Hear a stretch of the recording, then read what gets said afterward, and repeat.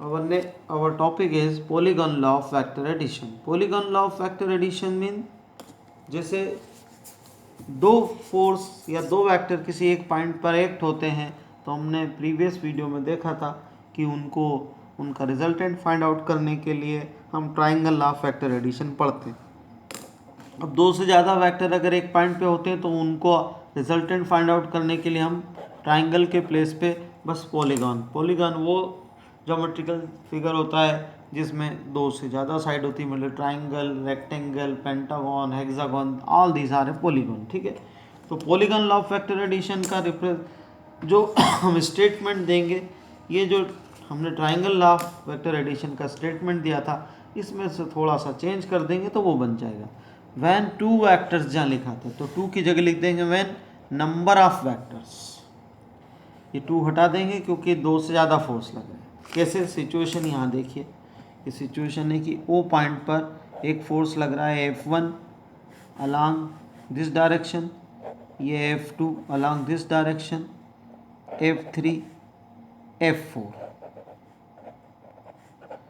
ये various forces O point पर act हो रहे हैं। इन सब का रिजल्टेंट क्या होगा, यानी इतने सारे फोर्स लगेंगे अलग अलग डायरेक्शन में, तो ओ पॉइंट पर हमको नेट फोर्स कितना फील होगा उसको जानने के लिए ये है पॉलीगॉन लॉ। क्योंकि दो से ज़्यादा फोर्स है, दो फोर्स हो तो ट्राइंगल लॉ, तो हम थोड़ा सा चेंज कर देंगे इस स्टेटमेंट में, तो triangle law of vector addition में तो polygon law of vector addition बन जाता है। क्या है, व्हेन टू की जगह लिख देंगे when number of vectors are represented by continuous sides of a triangle. अब ट्राइंगल के प्लेस पे हम यहाँ लिख देंगे पॉलीगॉन, क्योंकि पॉलीगॉन लॉ है। Polygon law of polygon, continuous sides of a polygon taken in order in magnitude and direction, then their resultant is given by the third side। Third side के place पे लिख देंगे last side या closing side of triangle. फिर जहाँ triangle लिखा है फिर लिख देंगे पॉलीगॉन। मैं इसमें बस आपको ये दिखाना चाहता हूँ कितना चेंज करें। टू की जगह नंबर ऑफ लिख देंगे, ट्राइंगल की जगह पॉलीगॉन लिख देंगे, और थर्ड साइड के प्लेस पे लिख देंगे क्लोजिंग साइड। अब इसको मैं एक्चुअल में लिख कर आपको दिखाता हूँ।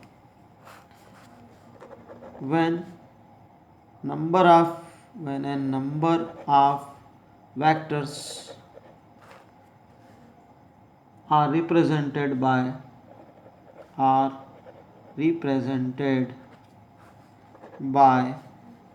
the continuous sides of a polygon taken in order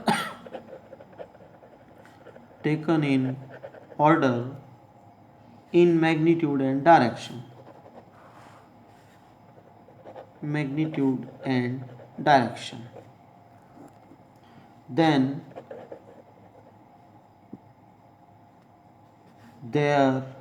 their resultant is given by the closing side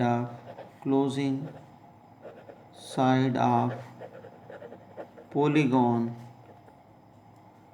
taken in opposite order in magnitude and direction। तो लॉ को फिर से समझें हम। When a number of vectors like this acting at a point are represented by the continuous sides of a polygon taken in order in magnitude and direction, then their resultant is given by the closing side of the polygon taken in opposite order in magnitude and direction। That means ये जो situation थी हमारे पास forces की, इनको हमको polygon law से पता लगाना कि इनका रिजल्टेंट कितना होगा। तो ये बहुत सिंपल है, कैसे देखिए। सबसे पहले हम ये सिचुएशन को देखें और एक इनिशियल पॉइंट ले लें। हम यहाँ पर ओ पॉइंट एक इनिशियल पॉइंट ले लें लाइक दिस। अब हम F1 इनकी वैल्यू हम लिख देते हैं। जैसे ये मान लीजिए कि 8 न्यूटन है, ये 6 न्यूटन है, ये 7 न्यूटन है और ये भी 8 न्यूटन है। ये इतने सारे फोर्सेस किसी एक पॉइंट पर लग रहे हैं और इनका रिजल्टेंट फाइंड आउट करना। ठीक है, तो हम क्या करेंगे, सबसे पहले एक इनिशियल पॉइंट ले लिया हो और एक स्केल एज्यूम कर लिया। स्केल मीन वही 1 newton is equal to 1 centimetre. अब हम यहाँ पर F1 को रिप्रेजेंट करना है तो O से एक लाइन F1 के पैरेलल खींच दी 8 सेंटीमीटर लॉन्ग लाइन, जो हमको बताएगी कि 1 न्यूटन मतलब 1 सेंटीमीटर, तो 8 सेंटीमीटर लॉन्ग लाइन F1 की डायरेक्शन में एरो पुट कर दिया।